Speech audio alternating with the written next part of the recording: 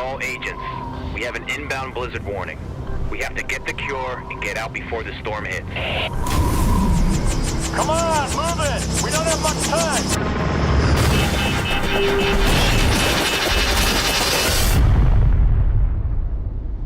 In a very general sense, what's normally the best part of an action RPG looter shooter video game? These games are not the most narratively driven video games that you can get out there on the market, with the likes of Marvel's Spider-Man, The Last of Us, among others that stick out in the narratively led video game genre. While the RPG looter shooter video game archetype doesn't necessarily always have the best stories, with some exceptions obviously, I'll grant you that, these kinds of games, the Divisions and the Destinies and the Borderlands kinds of video games, tend to shine brightly in the gameplay and leveling section. These kinds of video games tend to boast complex gear and looting systems, focus heavily around inventory management, as well as managing your gear and your abilities, all while seamlessly integrating these core principles into a coherent structure like a campaign or just a leveling grind. And none of the other looter shooter RPG video games have mastered this formula, much like the Division universe has. What's up everyone, my name is Delta and welcome back to the channel. If you're just finding my channel, be sure to like and subscribe as it always helps me out, and stick around for more Division and looter shooter RPG coverage. Now let's just jump right in. The reason I decided to make this video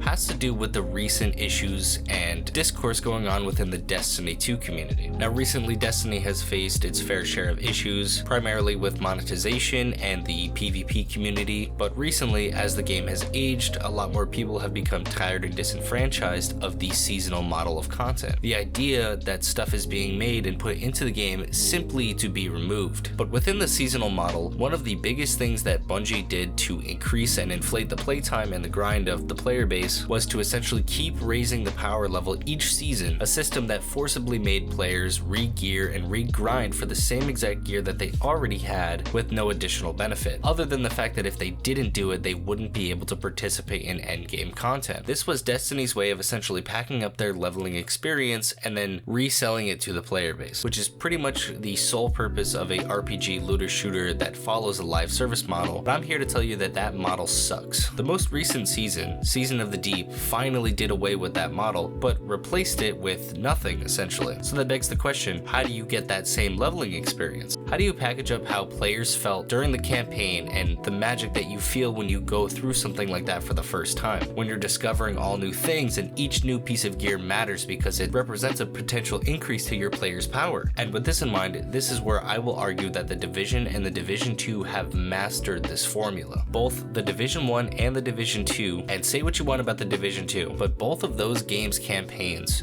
and the level experience from 0 to level 30, and in the case of the Division 2, the level experience from level 30 to level 40 in Warlords of New York, are almost perfect 10 out of 10 experiences. I say almost perfect because naturally there are some things that hold the experiences back in both of these cases, but by and large they are really solid. During the campaign grind and the leveling experience, each piece of loot that drops is a potential upgrade to your character. No amount of effort feels wasted, and this only has to do with the character progression side. I would argue that this is where both of the Division games feel the best from a gameplay perspective, during the campaign and leveling grind. Enemies have just enough health to present a challenge, but not too much. Your weapons feel powerful and good to shoot, but not too underpowered or not too overpowered. They seem to have found a really good sweet spot. So how does the Division 2's campaign and leveling experience relate to Destiny and seasonal content? The answer is replayability done right. You see, the reason why people don't really care about deep dives in Destiny 2 is because they're not really that interesting. They're novel for the first couple times, but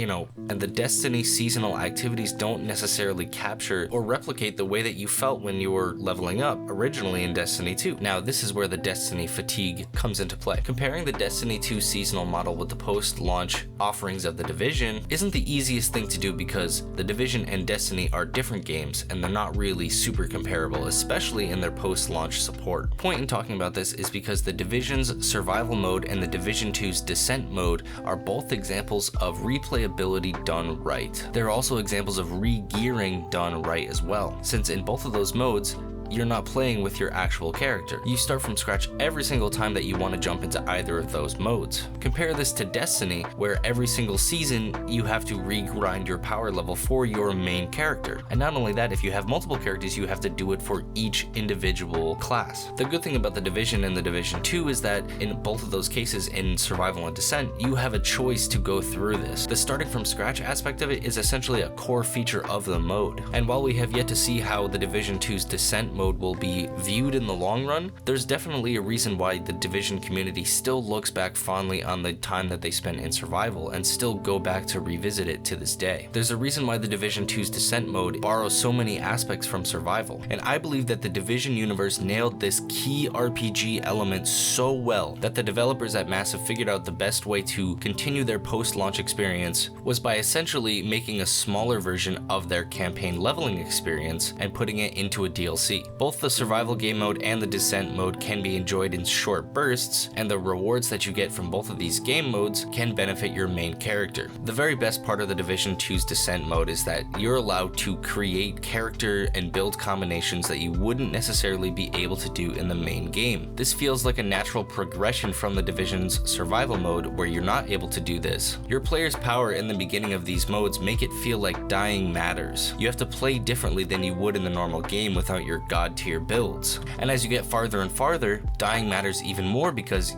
say for example, you don't make it to the Dark Zone and you don't get to fight the Hunters, or you don't get to fight the Nemesis. Your rewards at the end of the mode depend on your performance within the mode. And the best part, after it's done, you get to go back to your main character. For these reasons, I believe that the Division universe has nailed this key RPG feature.